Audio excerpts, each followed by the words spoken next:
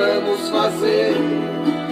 Precisamos entender a mensagem da cruz.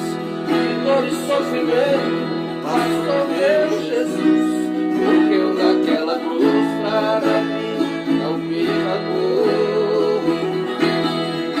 Pregador da última hora, não pregue rosas, mas pregue a mensagem da cruz. Jesus está voltando e quer usar